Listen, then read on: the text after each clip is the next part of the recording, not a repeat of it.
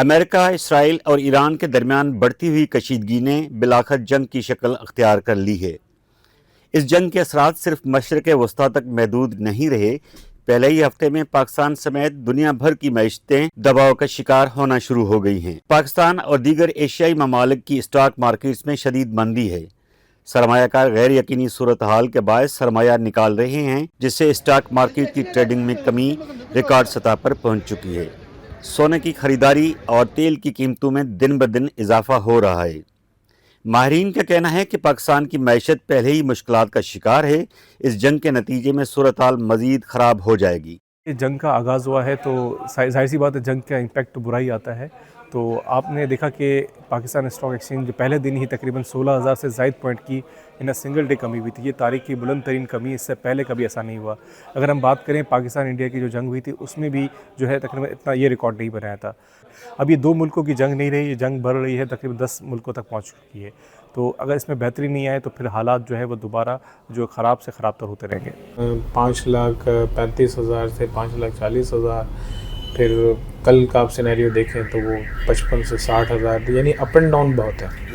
اور گلف میں بھی یہ جنگ اب چھڑتی چلی جا رہی ہے اور مزید اس میں کشیدگیاں آ رہی ہیں، جس کی وجہ سے جو گولڈ پہ امپیکٹ آ رہا ہے، سلور پہ امپیکٹ آ رہا ہے، میٹلز پہ امپیکٹ آ رہا ہے۔ اور گولڈ بیسیکلی جب جنگ کی صورتحال ہوتی ہے تو گولڈ سیف ہیون کے طور پہ بائنگ ہوتا ہے آل اوور دا ورلڈ، تو اس وجہ سے بھی جو ہے رش آؤٹ ہوتا ہے اس پہ۔ پھر جو بیشتر جو ممالک ہوتے ہیں ان کے جو سینٹرل بینکس ہوتے ہیں وہ بھی بائنگ کر رہے ہوتے ہیں گولڈ میں، تو اس کی وجہ سے بھی جو ہے وہ امپیکٹ آ جاتا ہے۔ اور آپ دیکھ ہی رہے ہیں کہ جیسے جیسے یہ جنگ کی صورتحال جتنی زیادہ بگڑ رہی ہے اس حساب سے گولڈ پہ جو ہے وہ امپیکٹ بڑھتا چلا جا رہا ہے۔ مگر سیل میں صرف اور صرف جو ہے وہ 24 کیرٹ کے بارس پیور گولڈ میں جو ہے وہ انویسٹمنٹ ہوئی ہے، جوبلی میں انویسٹمنٹ نہیں ہوئی ہے۔ سونا بہت زیادہ اوپر ہو جائے گا اگر یہ جنگ کو جس طرح ٹیکل کیا جا رہا ہے، اور اگر اس کا ہجوم بڑھایا جائے گا جنگ کا، تو یہ بہت خطرناک صورتحال اختیار کر لے گی جنگ پہ۔ سونے کا ریٹ جو ہے وہ کافی زیادہ اوپر چلا جائے گا۔ ہو سکتا ہے کہ سونے کا ریٹ 6 لاکھ روپے تولہ بھی ہو جائے۔ اس کے تو بہت زیادہ لانگ ٹرم امپلیکیشنز ہو گئے۔ ظاہری بات ہے کہ جو امریکہ ہے وہ چاہ رہا ہے کہ دوبارہ ہیجمنی مڈل ایسٹ میں اس علاقے میں اس کی اسٹرینتھن ہو، اور انہوں نے بڑی سلولی یہ سارا جو کام کیا عرب اسپرنگ سے لے کے آنورڈز، جہاں کچھ نیچرل چیزیں بھی تھی، کچھ کو پھر ڈائیورٹ کیا گیا، جس کے نتیجے میں کئی کنٹریز کا جو وہ سینیریو چینج ہوا، مطلب عراق ہے، لیبیا ہے، سیریا ہے، باقی جگہ پہ جو میجر چینجز لائے۔ اب وہ چاہ رہے تھے کہ جی فردر اس جو اپنا سکسیس ہے اس کو کنسولیڈیٹ کیا جائے۔ اب امریکہ تو بہت دور بیٹھا ہے، آج کے وہ دور میں صرف آپ بیسوں سے معاملات نہیں چلا سکتے جیسے امریکہ کی بیس ہیں، تو اس کا چاہا کہ جی فٹ یہاں پر ہونا چاہیے۔ کئی عرب ممالک نے جیسے ابراہیم ایکارڈ کے نام پہ چیزیں انیشیٹ کی ہیں، سب کچھ کی ہیں، لیکن عرب ملکوں کے اندر وہ جو کیا کہتے ہیں فائٹ یا وہ جو کہتے ہیں کہ ملٹری اسٹرینتھ وہ نہیں ہے، وہ صرف جو ہے وہ اسرائیل ہی پرووائڈ کر سکتا ہے۔ تو اس لیے امریکہ چاہتا ہے کہ جی اسرائیل کے ساتھ اس کا جو وہ ہے کانٹیکٹ فردر اسٹرینتھن ہو، اور فردر اسٹرینتھن ہونے کی صورت میں اس علاقے میں امریکہ کو ڈائریکٹ کوئی انٹرونشن نہ کرنا پڑے، بلکہ اس کا کام جو ہے وہ اسرائیل کرتا رہے۔ سوویت یونین اس کے ٹوٹنے کے بعد اب رشیا جو ہے وہ تو یوکرین میں پھنسا ہوا ہے، جبکہ چائنا ابھی ملٹریلی کانفلکٹ میں جانا نہیں چاہتا۔ تو یہ بھی آپ کو ایک اور ایج مل گیا ہے کہ آپ کا اپوننٹ جو ہے وہ ملٹری کانفلکٹ میں انوالو نہیں ہونا چاہتا، تو وہ بھی آپ کے ہاتھ لگ گیا۔ تو میں سمجھا کہ امریکہ کو ڈبل اسپیس مل گئی ہے۔ دیکھیں ہماری امپورٹ بیس کنٹری ہے، ہم آئل امپورٹ کرتے ہیں۔ جب آئل کی جب پرائسز بڑھیں گی تو ہمارا جو بل ہے وہ زیادہ بنے گا، اور جو ہے کہ سرکولر ڈیٹ وغیرہ جو ہے وہ بھی بڑھ سکتا ہے، ہمارے جو ریمیٹنس آتا ہے وہ اس میں بھی کمی ہو سکتی ہے۔ تو ملٹیپل فیکٹرز ہیں جس کی وجہ سے جو ہے مارکیٹ جو ہے وہ ڈسٹرب ہو سکتی ہے، بلکہ ہماری اکانومی بھی ڈسٹرب ہو جاتی ہے۔ اس جنگ کے دوران صورتحال اس وقت مزید سنگین ہو گئی ہے جب ایران کی جانب سے آبنائے ہرموز پر حملے کی وارننگ سامنے آئی۔ آبنائے ہرموز عالمی تجارت کے لیے نہایت اہم گزرگاہ ہے۔ دنیا بھر میں سپلائی ہونے والے مجموعی تیل کا تقریباً 20% اسی راستے سے گزرتا ہے۔ پاکستان سمیت کئی ایشیائی ممالک اپنی تیل کی ضروریات کا بڑا حصہ اس روٹ سے حاصل کرتے ہیں۔ وارننگ کے بعد عالمی شپنگ کمپنیوں نے اپنی بحری راستوں اور سرگرمیوں پر نظر ثانی شروع کر دی ہے۔ जबकि कंपनियों ने ऑपरेशंस मुअत्तल करने का ऐलान भी किया है। अगर जंग तवील हुई तो पेट्रोल की कीमतें 300 रुपये फी लीटर तक जा सकती हैं।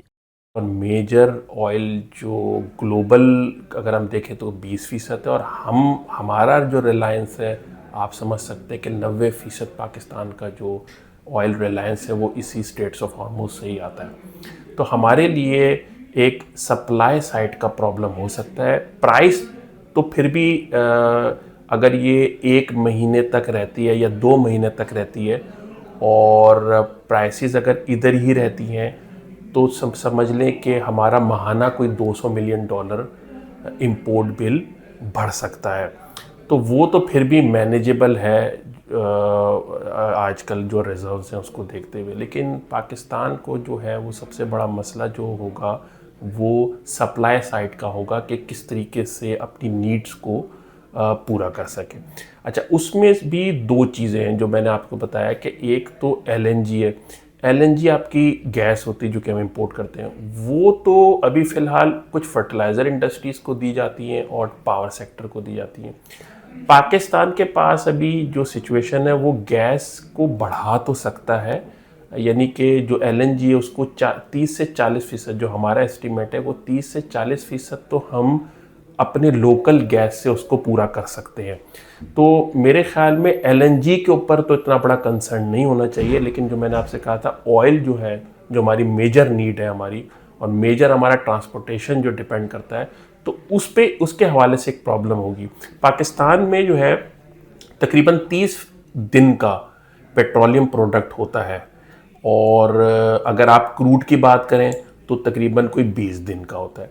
ये जंग प्रोलॉन्ग होती है तो पाकिस्तान की सप्लाई साइड्स पे प्रॉब्लम होगी, क्योंकि हमारा जो ऑयल है वो हम तकरीबन 25% जो है वो लोकल पेट्रोलियम प्रोडक्ट पे हम रिलाई करते हैं और बाकी 75% इंपोर्ट करते हैं। तो हमारी इतनी कैपेसिटी नहीं है कि हम लोकली उसको पूरा कर सकें। आम आवाम के लिए तो ये है कि कीमत बढ़ सकती है। फ़िलहाल अभी अगर हम देखते हैं कि अगर कीमत यहीं रहती है, बढ़ती नहीं है, फिर भी हम समझते हैं कि 15 से 20 रुपए पर लीटर जो है वो पेट्रोल और डीजल जो है वो अगले फोर्टनाइट प्राइस पे जो बढ़ सकती है। जंग में ईरानी रहबर आला की हलाकत के बाद कराची में उस वक्त सूरत हाल ख़राब हो गई जब अमरीकी कौंसल खाने पर एहतजाज के दौरान US मरीन्स की फायरिंग से 10 से ज़ायद अफराद जाँ बहक जबकि दर्जनों ज़ख्मी हो गए। वाक़े के बाद अवाम में शदीद गम और गुस्सा पाया जाता है। इंसानी हकूक़ की तंजीमों समेत सियासी और समाजी रहनुमाओं की जानिब से इस कार्रवाई की मज़म्मत की गई है।